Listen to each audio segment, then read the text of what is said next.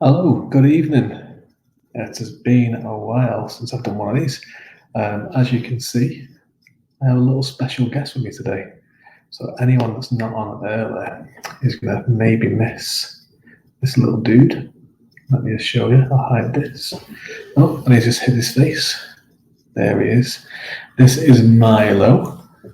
You say hello, it's over Milo. Look at this little boy. Huh? He's a little cutie, isn't he? Look at him. I could just stay here for the whole of the stream, just holding this dog, just saying hello to everyone. Now he's 11 weeks old. He's this little pup, so he doesn't really like being put down or anything at the moment, do you? He likes to be with his daddy all the time, which is great fun. So if you don't mind, he's going to join us for this little reading that we're going to do. Isn't that right? Yeah? Yeah. So there he is. If anyone wants to see the dog, I'll show him every so often to you, but he may fall asleep. So let's get on with this. I'm here to read to you. There we go. We have some comments already about the dog. Milo is adorable. He is very adorable. There he is. Look at him. Little cutie. And the dog is the same colour as your beard. That is, it's pretty true. Didn't actually notice that. Let's see if that's. It's pretty similar, isn't it? Hello. Hello. You say hello to everyone? Yeah. So, any questions about the dog? Please ask away. He's going to be here for the entire time. So I'm here to read to you my story, a section of my story, or one of my stories from Arcane from Iron Fairy Publishing. Now this was a competition from last year. So the top 4 places in the competition that were judged would go into the anthology. And what it was that you had to choose a speculative fiction character, not character but type. Of like creature, I suppose, and then you had to write about that one with 4 different writing prompts. It could be kind of horror or fantasy or anything like that, but you had to go with a prompt. So I went with a necromancer, and me being me, I decided I was like, you know what, I'm going to just be really cocky and just have the same character across all the stories, because I just thought, well, how different could the prompts be? So the first prompt was time travel, which, so necromancer and time travel, that was kind of tricky. And I'd already kind of built the character that I was going to use. It was like an elven necromancer. And I kind of wanted to do a little couple of spins. So I was like, all right, okay, well, let's do that. That's the one I'm going to read you today. The second prompt then was gothic horror. Which I thought, yeah, that's okay, that's cool. I can do that. By the way, we didn't find out these prompts until, we got an email saying this during this date. This is the prompt for this time. The third prompt was alternative history, and then the fourth one was paranormal with elements of romance, which was lucky because I started with romance. So mine is a romantic dark fantasy. And so there's 4 stories, and basically it comes up to about 20,000 words. So it's a novella within this one. And there's another 3 writers. You can get it today. The book is great. Competition winning writing as well. Lots of stories in there. So I'm going to read you a section from the first story, because it's the character, it's his kind of life and why he becomes a necromancer. I'm only here for the dog, that's fair enough, and show the dog more. Well, he's fallen asleep, like I said that he would, but it's kind of cruel. But he's still awake. There he is. There he is. There's Milo. You say hello to everyone, Milo. He cannot see himself, and you don't know what's going on. You don't know what's going on, do you? You just want to go to sleep. He's so sleepy. Mwah. Okay. Let's go.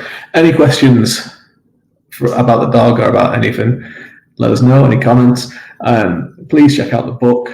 Also, anyone that leaves a comment, so if you're watching this live, or if you're watching this afterwards, or if you're watching this on YouTube, leave a comment.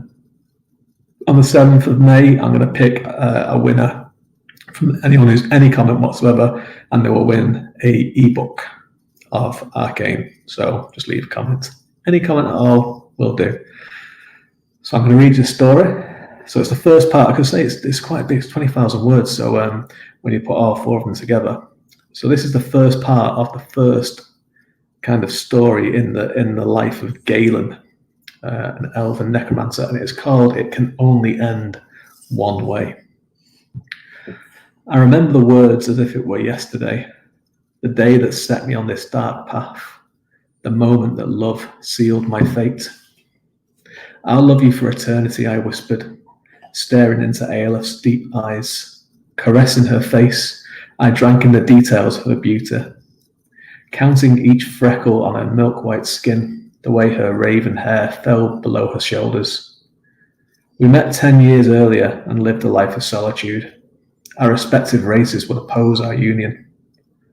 Faint age lines adorned her face now, though they added to her allure. She grew old, as all humans do. As one of the elven kin, my appearance hadn't changed. The gift of immortality, my love for Aelif, its curse. "Galen," she muttered, dimples appearing on her cheeks as she smiled at me, though she held sadness in her eyes. "That's impossible. And you know it, and you know it. I'll die, and you'll live forever, and love again. You must. I refuse to watch you from the afterlife, moping around for eternity." Aelif laughed at her own joke as I gazed out across the meadow. We ate our meals outside our cottage most nights to watch the sunset beyond the rolling hills. Aelif prepared us baked bread and a perfumed wine for the evening. Its bold scent filled my nostrils as I listened to bluebirds singing from the surrounding trees. Happiness filled my heart, but at her words, the beginnings of a dark obsession bloomed. "My love," I said, taking her hand in mine, "I'll find a way we can be together for all time. I swear it." She laughed once more. "Enough of this talk," she cried, bouncing to her feet and dragging me up with her. "Dance with me." And we did. Our music, the chirping of the birds in the sky, and the rustle of the wind in the leaves. Who says I'm not romantic, eh? My wife, mainly. But anyway, enough of that. Over the following years, I witnessed age ravage Aelif. Her strength waxed and waned as sickness assailed her, and time turned her hair white. Her spirit never dimmed, nor her mind, though my obsession troubled her, my quest to grant a human eternal life. I delved into arts known to my kind, the benign magic of nature, but my frustration grew when I found no solution to my dilemma. Despite this, my skills in healing illness and extending life improved. I dare say I knew more than any other being, though my knowledge proved futile. One winter, a wasting disease plagued Aelif. I worked on potions and poultices as she warmed herself by the fire. Wrapped in fur and reclining on a litter, my love complained of a cold in her bones she couldn't shake. "Galen," she called, her voice weak and creaking. I replied, my attention fixed on my work. "Come to me, you haven't talked to me in too long." "Nonsense," I replied with a wave of my hand. "I brought you medicine 2 hours ago." Aelif sighed and fell silent as the fire crackled and popped. "That's what I mean," she said. "All you speak to me about is my sickness, asking me to drink this, smell that, chew on another thing. Will you just talk to me?" I fought back a spike of annoyance. Couldn't she see what I did for her? As I realized the truth in her words. Laying down my tools, I crossed the room and kneeled in front of her. I hadn't studied her in ages, instead recalling her face in my memory too often. Through my care, Aelif had reached 132 years, a blink of an elf's eye. Her liver spot-marked skin had turned paper thin, and her hair like the smattering of melted snow instead of the luscious locks of her youth. Those eyes, though, they were still the same, a stare filled with strength, beauty, and wisdom. "Look at you," she whispered, taking my hands in her gnarled fingers. "Unchanged, as you'll always be. No wonder you never speak to me. You can't bear to see what I've become. That's not true, I said with passion. My work consumes me. I'm close, I know it. The key factor escapes me, but I'll discover it. I won't let you down. A tear ran down her cheek, and I reached out with my finger, wiping it away. Galen, why won't you let me die? It's well past my time. I promised you, Aleph. I won't let that happen. Pah, she said, rolling her eyes. It delighted me to see the fire within her burning bright. Might as well move the mountains. Some things are inevitable, my love. Would you finish your work for tonight and hold me? The cold bites. I nodded and leaned in to kiss her lips, adding more wood to the flames. I joined Aleph under the firs, holding her in my arms until she drifted into sleep. As I stared into the fire, I refused to accept her words. I would find a way. 4 years later, I lost Aleph. My love's body had failed long before then, and my arts kept her spirit shackled to it. Aleph spent most of her time looking up at the ceiling, drifting into waking dreams and bouts of lucidity. She never berated me, but I could see the pain in her eyes when I bring more poultices and potions, the shame when I would clean her. As her speech failed her and she faded further, my head told me to end her suffering, but my heart wouldn't allow it. I spent sleepless nights experimenting, searching for some final boon to restore her.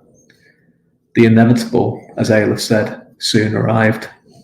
She hadn't opened her eyes for a week. The shallow movement of her chest and the faint rattle of breath were her only signs of life.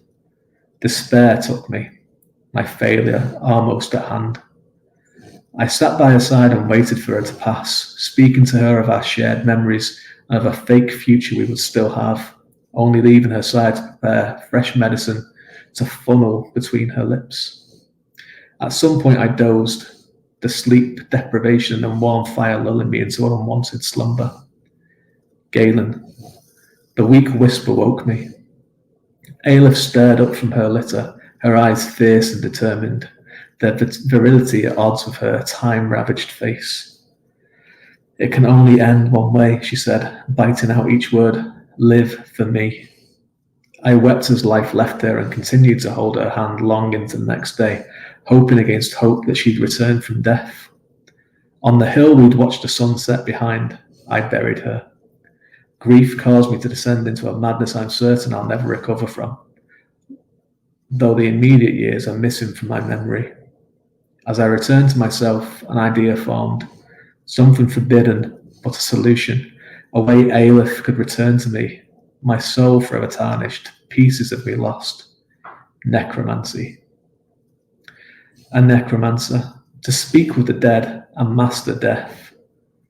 I couldn't extend Ayla's life, but I could see her again. With her last words, I knew her spirit remained strong. In the last decades of Ayla's life, travel had proved impossible, but now I could seek arcane knowledge far and wide. For Aleph, I submerged myself in the dark arts.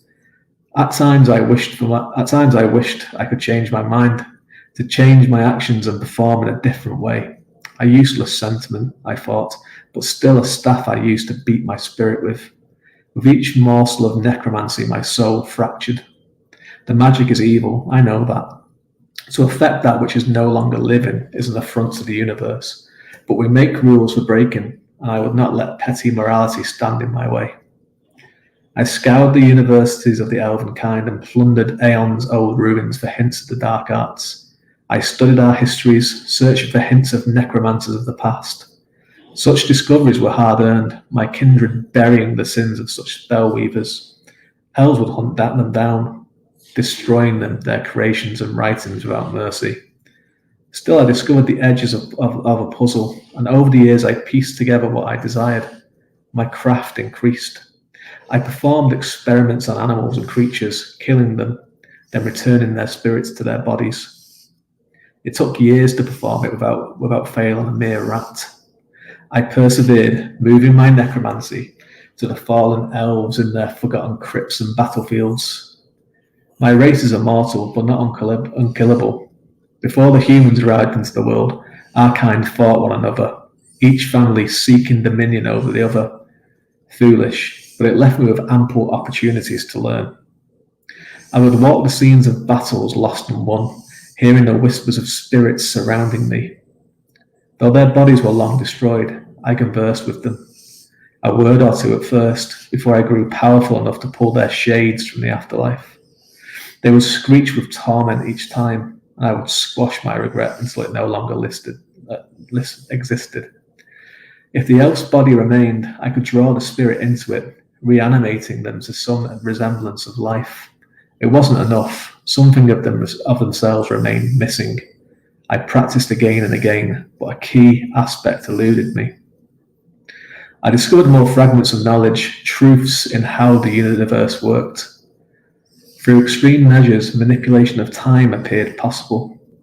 I uncovered abandoned work into how each decision we make causes time to branch off into a separate timeline. I realized that somewhere in a different plane of existence, I could have succeeded, and Aleph would be alive. The thought made me sick with envy, my blackened soul twisting further. Humans, I discounted. Their magic basic, concerned more with conjuring cheap tricks than the mysteries of life. I almost paid the price for my arrogance. My necromancy affected animals and my kind, but I soon discovered it didn't extend to the humans. Centuries wasted. Then I realized why. Humans were the children of the new god, governed by different rules than the older beings of the world. Much to my delight, I came upon humans as obsessed with mastering deaths as I. Their limited years lend an impetus to discard the notions of right and wrong.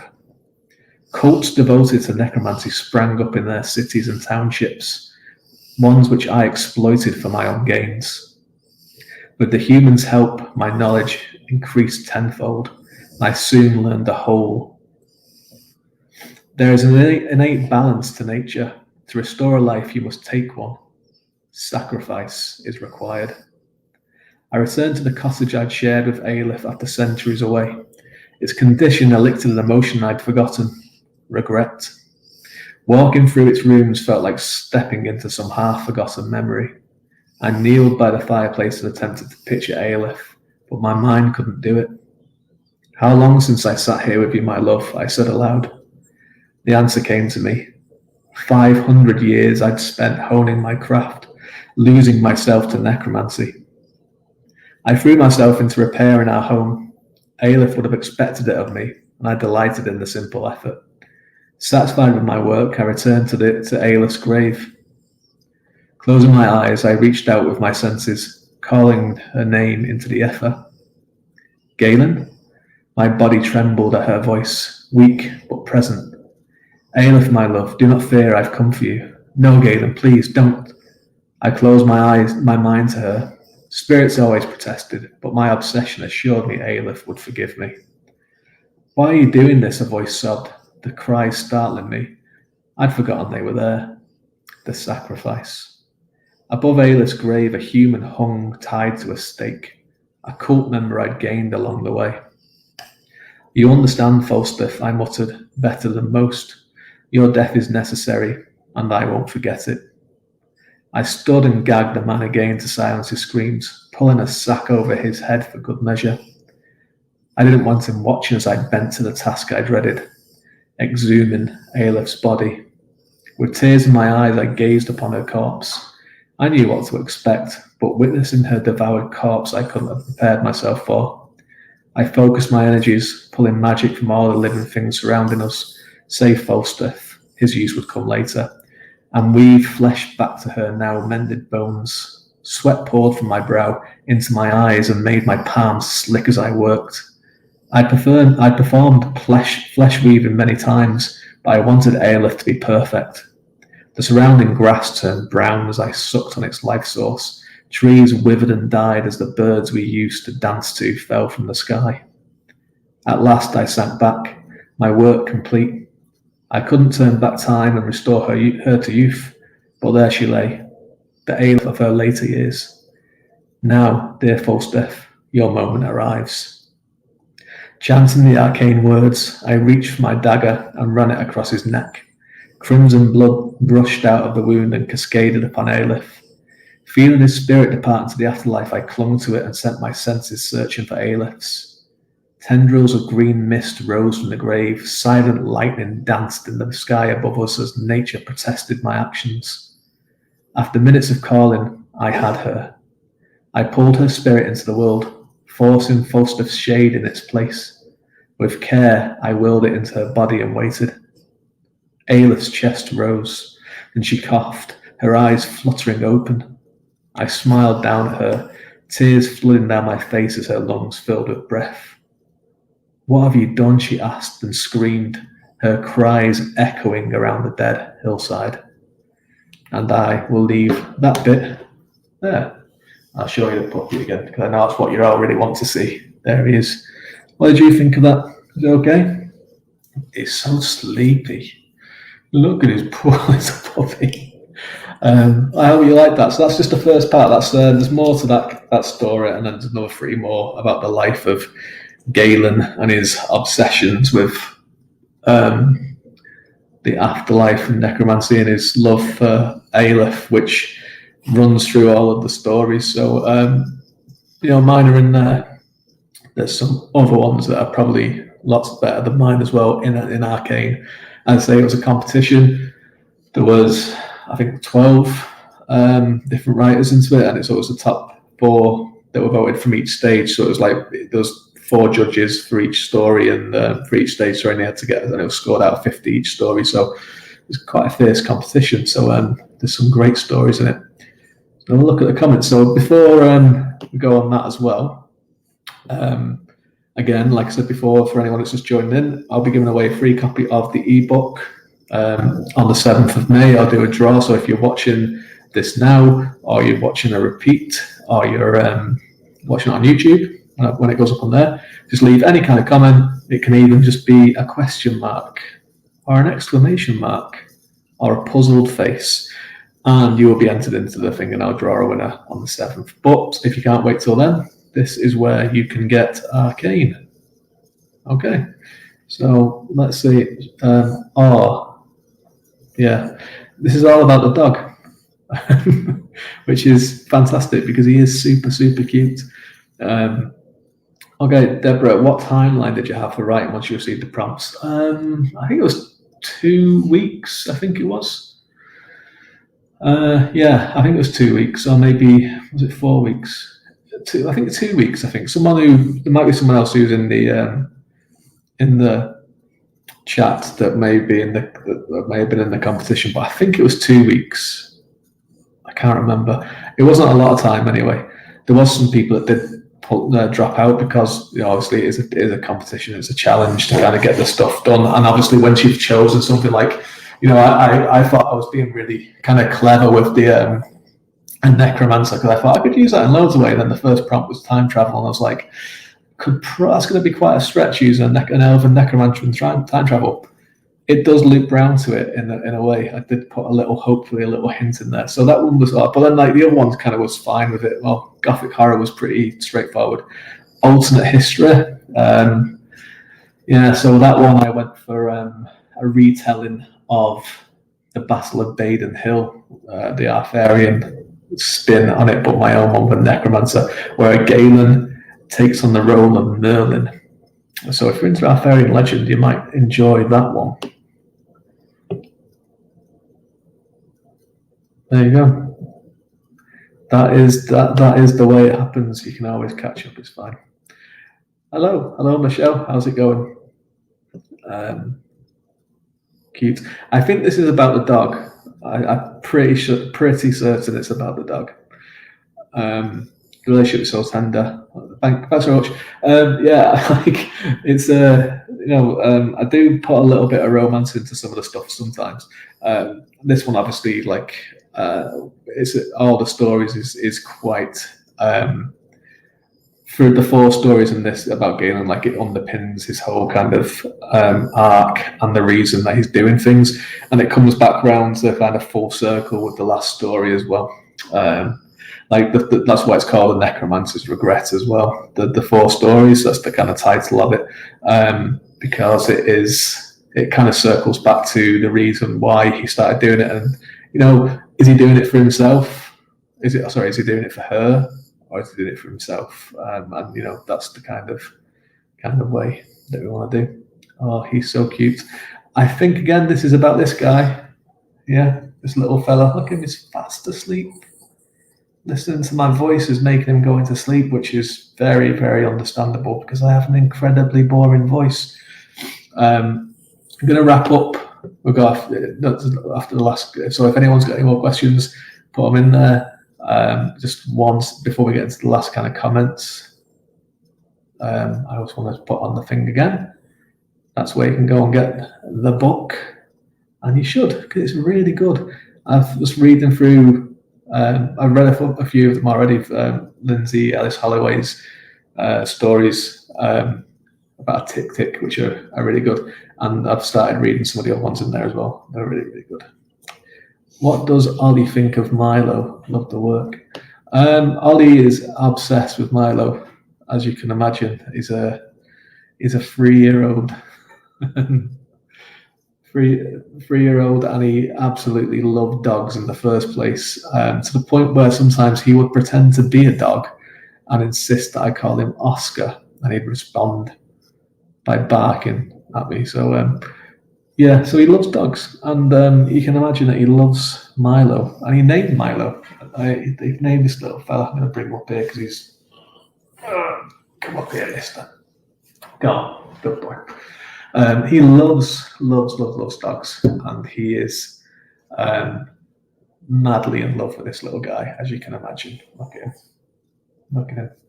All right. Yeah, so he's just kind of learning to live with a dog. As we, it's fun. I've had dogs before, but I've never had a 3-year-old son and a dog before. And it's challenging enough, but it's fun. They're getting on great. Sounds great. Thank you, Callum. Yeah, it's weird, isn't it? They are weird. They're so weird. The other thing that he's doing that's kind of weird at the moment is that I made the mistake of pretending to be Gordon from Thomas and Friends recently, and I said, "Oh, the indignity," and he loves it. And now he insists that I become Gordon all of the time, and I have to call him Thomas when the mood takes. But the funny thing is that